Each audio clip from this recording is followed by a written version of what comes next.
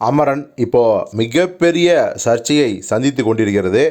ஏற்கனவே பார்த்தீங்கன்னா, கமல் அவர்கள் இஸ்லாமியர்களுக்கு எதிரானவர் அப்படிங்கிற தோற்றத்தை நெறைய இஸ்லாமிய அமைப்புகள் தொடர்ந்து திரும்ப திரும்ப சொல்லிக்கொண்டே இருந்தன.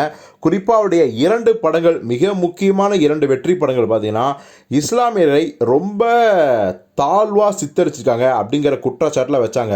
உதாரணத்துக்கு "உன்னை போல் ஒருவன்" அப்படிங்கிற படம் கமலே தயாரித்து மிகப்பெரிய லாபத்தை அள்ளினார். அந்த படம் ஒரு வெற்றி படம். அந்த படத்துலயும் பார்த்தீங்கன்னா, இஸ்லாமியர்களை கமல் சீண்டியிருக்காரு அப்படிலாம் சொல்லுவாங்க. ஏன்னா, இந்த படம் "எ வெட்னஸ்டே" அப்படிங்கிற படத்தோட ரீமேக் தான்.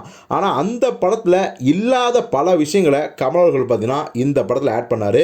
எல்லாமே இந்த அரசியல் விஷயங்கள் தான். எப்படின்னா, இஸ்லாமியர்களை ரொம்ப கேலியா சித்தரிக்கிறது, அவங்களுக்கு அதிக மனைவி இருப்பாங்க, அதிக முறை கல்யாணம் பண்ணிக்குவாங்க அப்படிங்கிறது.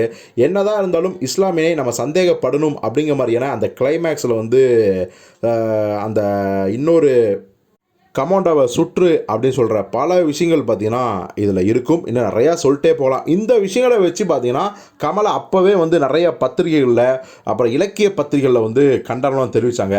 அதுக்கப்புறம் விஸ்வரூபம் பிரச்சனை, நான் சொல்லி உங்களுக்கு தெரிய வேண்டியதில், நாட்டுக்கே தெரியும் அந்த பிரச்சனை அப்படின்னு.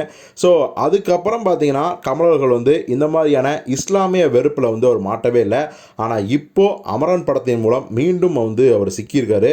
எப்படின்னா, இந்த படம் தான் அவர் நடிக்கவே இல்லையே, சிவகார்த்திகேயன் தான் ஹீரோ, இயக்குனர் ராஜ்குமார் பெரியசாமி தானே அப்படின்னா, இந்த படத்தோட தயாரிப்பாளர் கமலஹாசன் தானே, இந்த கதையை கேட்டு ஓகே பண்ணியதும் அவர் தானே.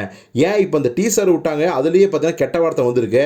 அந்த கெட்ட வார்த்தை அடங்கிய டீசரை பார்த்து இந்த டீசரை ரிலீஸ் பண்ணலாம் அப்படின்னு உத்தரவிட்டதும் கமலா தான் இருப்பார். அப்படி இருக்கும்போது கமல் மேலே எந்த பிரச்சனையும் இல்லை, எந்த தப்பும் இல்லை அப்படின்னு சொல்கிறது அது சரியான விஷயம் இல்லை அப்படின்னு நிறைய பேர் எதிர்ப்பு தெரிவிச்சிருக்காங்க. இந்த எதிர்ப்பு எந்த அளவுக்கு அப்படின்னா, கமல் அவர்கள் இப்போ நாடாளுமன்ற தேர்தலில் இந்தியா கூட்டணிக்குள்ள இருக்காரு.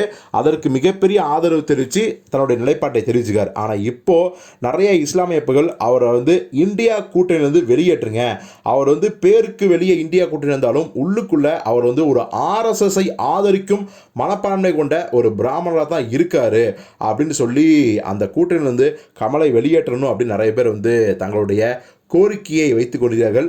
ஸோ பொறுத்திருந்து பார்ப்போம் என்ன நடக்கப் போகுது அப்படின்னு. நீங்கள் சொல்லுங்கள், "உன்னை போல் ஒருவன்", விஸ்வரூபம், ஏன் இந்த அமரன் டீசர், இதில் எல்லாத்துலேயும் அவங்க சொல்கிற மாதிரி கமலர்கள் இஸ்லாமியர்களை வேண்டுமென்றே சீண்டி இருக்காரா, இல்லை தற்செயலா, இல்லை அப்படி சீண்டவே இல்லை அப்படிங்கிற ஒரு சமநிலையான மனோபாவத்தோடு அவர் இருந்தாரா அப்படிங்கிறத